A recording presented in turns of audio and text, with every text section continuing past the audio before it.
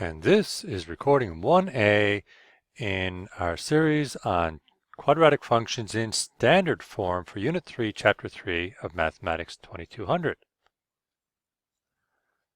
Here we'll be focusing on what a quadratic function in standard form looks like and what its characteristics are in comparison to the vertex form we previously studied.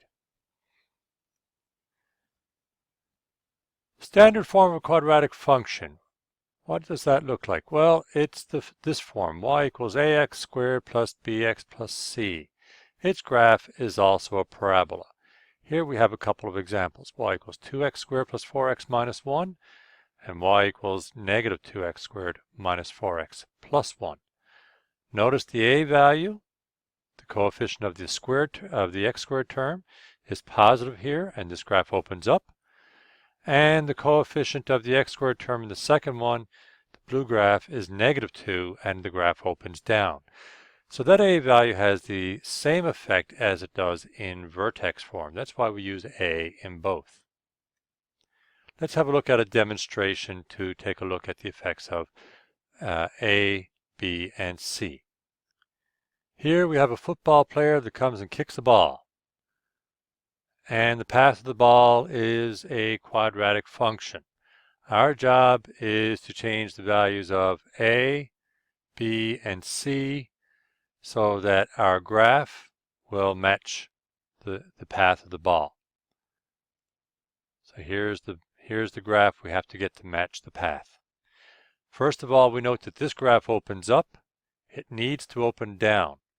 So we'll adjust the a value a little bit, like so. Now we don't know yet if we have the right width or the stretch factor on the graph. We just know we've got it opening down. Next, we'll try and shift the graph so that we can see more of the right hand of this red graph. The b value helps influence the shift, but you notice it's not just shifting right, it's also shifting a little bit up. So the b value does a couple of things. It influences the shift both horizontally and vertically. We'll play around with that a bit more in a moment. Maybe just a tad bit more there to get it out a little bit further.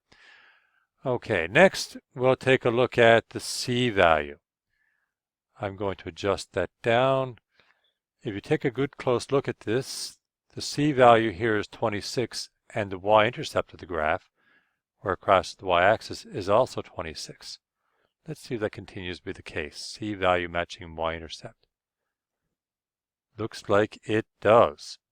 So there's a clue. We need our y-intercept to be at 0. So our c value should be 0. Let's move it on down to 0. Okay, we got that. Now we just need to make sure we've shifted and stretched appropriately. So do we need to stretch? Oh, look, we've got the right stretch factor. We just needed the shifting right and left. That was controlled by b. So the correct equation for this graph is y equals negative decimal 0.2 x squared plus decimal 8 x plus 0. Let's have a look at why that c value is the y-intercept. Any point on the x-axis always has x-coordinate 0. So to find the y-intercept of any graph, we put in x equals 0 in the function. Here's a vertex form.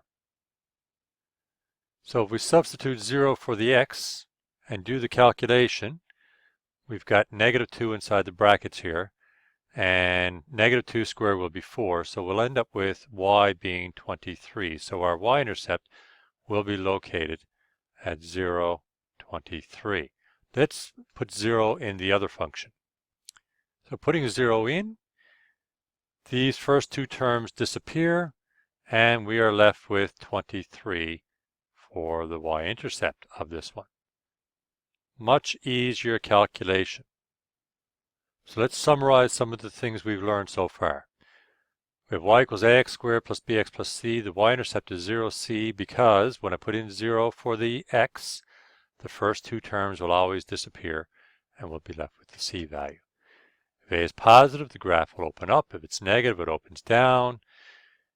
If, like we had in vertex form, the value of A is a fraction between -1 and 1, the parabola will be wider than y equals x squared. If it's a number less than -1 or greater than 1, the parabola will be narrower. B influences the horizontal translation, but it will not be the value of the horizontal translation. Now, a little bit of a sneak preview, something that you may prove in your own mathematics class in a later chapter. The x-coordinate, the p-value of the vertex is -b over 2a. So we substitute that into the function to get the y value.